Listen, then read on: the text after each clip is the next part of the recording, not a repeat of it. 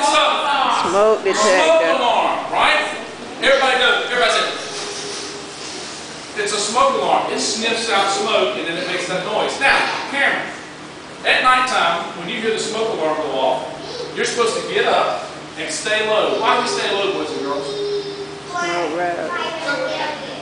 Because the smoke's going to be high, right? And we want to be low where the good area is, right? Cameron, do we want to be low?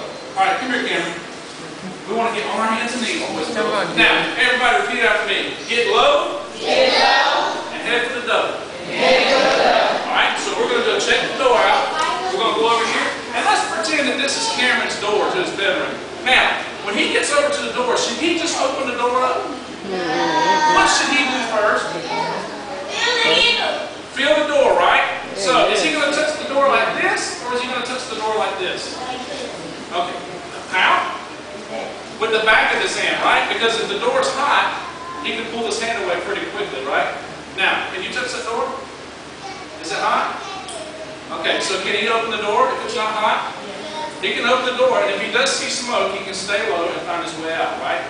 Now, let's touch the door again. Let's shut it back. Let's touch the door again. Whoa! It's hot!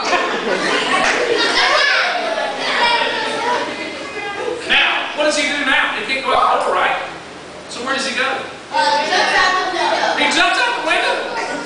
Yeah. All right, if he lives on the first floor, he can jump out the window. What happens if he lives on the second floor? What happens? How do you get out of your second story window?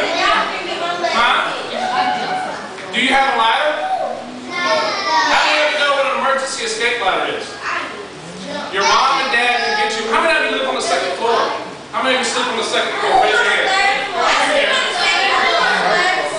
Listen, your mom and dad can buy you one of those emergency escape ladders at like Walmart, or Home Depot, or Lowe's, and you hang it out your window, and that's how you climb out if you have a fire.